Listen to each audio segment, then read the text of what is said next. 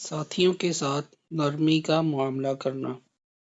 حضور اکرم صلی اللہ علیہ وسلم جب کبھی کہیں کوئی لشکر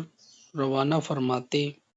تو اس لشکر کے امیر کو تاکید سے یہ ہدایت فرماتے تھے کہ اپنے ماتحتوں کے ساتھ نرمی کا معاملہ کرنا، ان کو تنگی میں مبتلا نہ کرنا، ان کو بشارت اور خوشخبری دیتے رہنا۔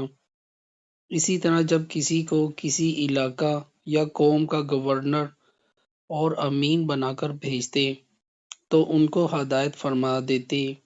کہ قوم کے ساتھ عدل و انصاف اور ہمدردی کا معاملہ کرنا، ان کے ساتھ نرمی کا معاملہ کرنا، انہیں تنگی اور سختی میں مبتلا نہ کرنا، ان کو دنیا و آخرت میں کامیابی کی بشارت دینا اور آخرت کی رغبت دلاتے رہنا، اور ان میں نفرت نہ پھیلانا اور ان کے درمیان موافقت اور اتحاد پیدا کرانا اور اختلاف نہ پھیلانا۔ حدیث شریف کے الفاظ کا ترجمہ ملاحظہ فرمائیے۔ حضرت ابو بردہ رضی اللہ تعالی عنہ ابن ابی موسیٰ فرماتے ہیں کہ حضور اکرم صلی اللہ علیہ وسلم نے حضرت معاذ بن جبل رضی اللہ تعالی عنہ اور ابو موسیٰ اشعری رضی اللہ تعالی عنہ کو یمن روانہ فرمایا اور روانگی کے وقت یہ ہدایت فرمائی کہ تم دونوں نرمی اور آسانی کا معاملہ کرتے رہنا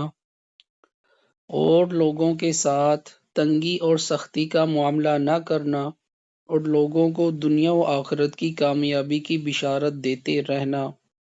اور لوگوں میں تنفر نہ پیدا کرنا کہ جس سے لوگ فرار کا راستہ اختیار کریں، اور آپس میں محبت و شفقت کا معاملہ کرتے رہنا اور اختلاف و پھوٹ کی باتیں نہ کرنا۔ امام غزالی رحمۃ اللہ علیہ نے لکھا ہے کہ کلام میں نرمی اختیار کیجیے کیونکہ الفاظ کی بنسبت لہجہ کا اثر زیادہ پڑتا ہے۔ حضرت عمر رضی اللہ تعالی عنہ فرماتے تھے کہ حرام کتنا ہی تھوڑا ہو، حلال پر ہمیشہ غالب رہے گا۔